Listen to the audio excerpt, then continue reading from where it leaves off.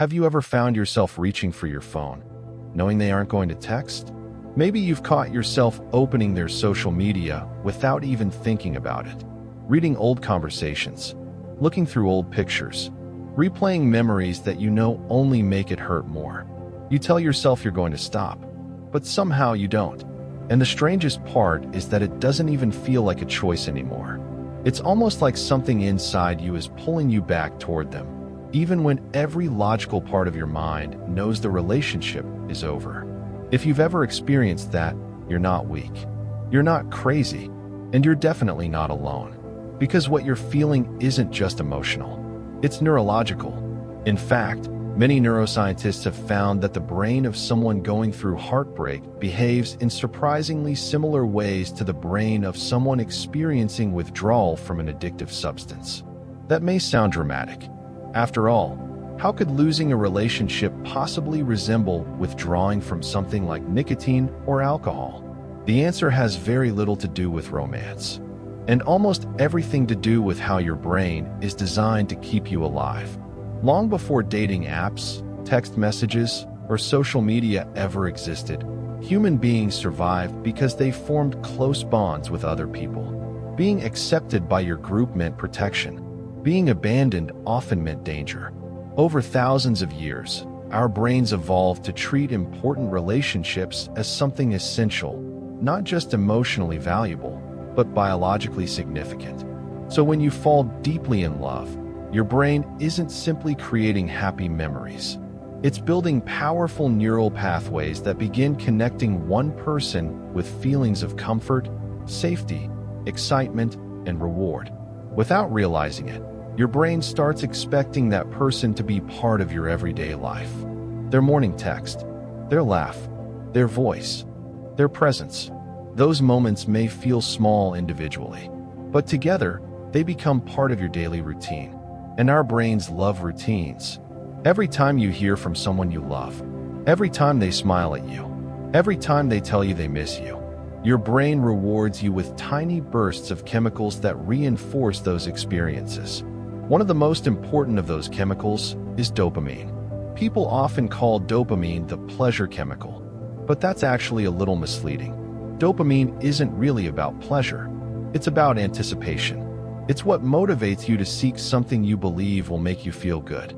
Think about the excitement you feel when your phone lights up with a message from someone you're falling for. Sometimes you haven't even read the message yet your mood instantly changes. That's dopamine at work. Your brain has learned that this person predicts something rewarding. Over time, their name, their profile picture, their ringtone, even certain places, songs, or smells become linked to that reward. It's almost like your brain builds an entire map around them. And then, one day, they're gone. No more texts, no more calls, no more good morning messages, no more plans, no more certainty. The source your brain had come to expect suddenly disappears. But here's the problem. Your brain doesn't immediately realize it's over. It keeps expecting the reward to come back. That's why you keep checking your phone. Not because you're irrational, because your brain is still following a habit it spent months, or even years, building. Imagine walking into your kitchen every morning to make coffee. You've done it every day for 2 years. Then one morning, the coffee maker is gone. The first day feels strange. The second day, you still instinctively walk toward that empty spot before remembering it's not there. You didn't consciously decide to do that. Your brain simply repeated a familiar pattern. Now imagine replacing a coffee maker with someone you loved, someone your brain associated with comfort, safety, belonging. The habit becomes infinitely stronger. This is one reason heartbreak feels so confusing. You aren't just grieving the loss of a person. You're grieving the loss of thousands of tiny routines your brain expected to continue. The good morning, the inside jokes, the person you automatically wanted to tell about your day, the future you quietly imagined together. All of those expectations don't disappear overnight. Your brain still reaches for them, even after reality has changed. And that's where things begin to resemble withdrawal. Because once the reward disappears, the craving begins. If you've ever tried to move on from someone, You've probably had a moment that felt almost impossible to explain. You wake up determined that today's going to be different. You're finally going to stop thinking about them. You're not going to check their social media. You're not going to reread old messages. You're going to focus on yourself. And then, without even realizing it, your thumb is already opening their profile, almost like your body made the decision before your mind did. Afterward, you might even feel frustrated with yourself. Why did I do that?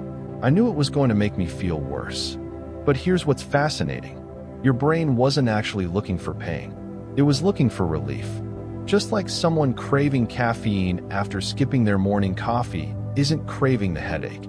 They're craving the thing they believe will make the headache stop. Your brain begins to believe that the only thing capable of calming the discomfort is the very person who's no longer there. That's what makes heartbreak feel so cruel.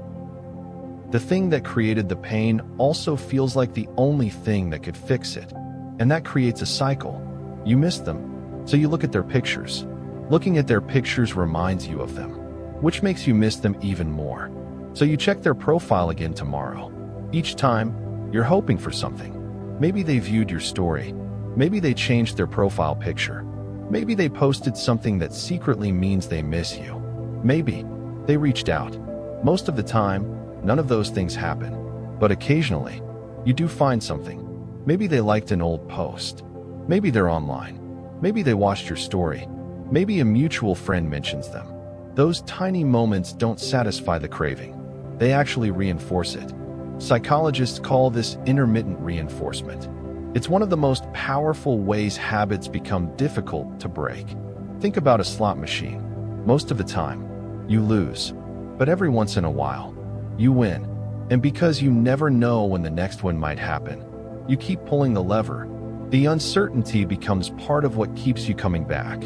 Heartbreak can work in surprisingly similar ways. Every time you check your phone, your brain is thinking, maybe this time, maybe today, maybe they'll finally text me, even if it only happens once. That tiny possibility can keep the habit alive much longer than you'd expect. It's one reason social media can make healing so much harder. Years ago, when relationships ended, people often had far fewer reminders of each other. Today, an ex can still appear in your feed. You might accidentally see a photo. A mutual friend might tag them. An old memory pops up. You notice they watched your story. Or maybe, you intentionally go looking. Every reminder reactivates the pathway your brain has been trying to weaken.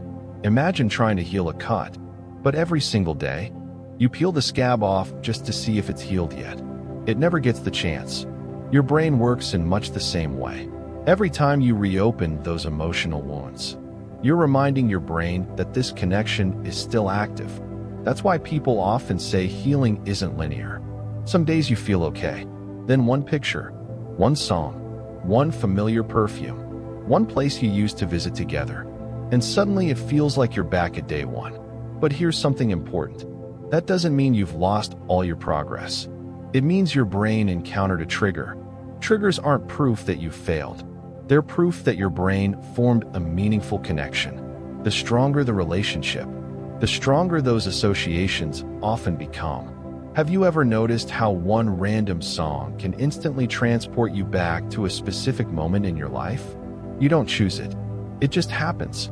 Your brain stores memories alongside emotions, sounds, smells, and environments.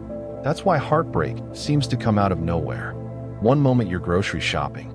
The next, a song starts playing over the speakers. Suddenly you're remembering a road trip from 2 years ago. Your chest tightens. Your thoughts race. Your mood changes. Nothing about your current life changed. Only your brain's memory network became active. It's almost as though someone flipped on an old light switch. And for a few moments, the past feels incredibly present. This is also why people often become exhausted during heartbreak. They're not just dealing with sadness. Their brain is constantly switching between the present and emotionally charged memories from the past. That's mentally draining. It's one reason you may struggle to focus at work. Forget simple things. Lose motivation for hobbies you once loved. Or feel emotionally worn out by the end of the day, even if nothing particularly stressful happened. Your brain is working overtime. trying to understand why someone who once felt so important is no longer there. And while all of this may sound discouraging, there's actually a hidden piece of hope inside it. Because if heartbreak is, in many ways, a learned pattern within the brain, that means it can also be unlearned. Not overnight, not without difficult days, but gradually.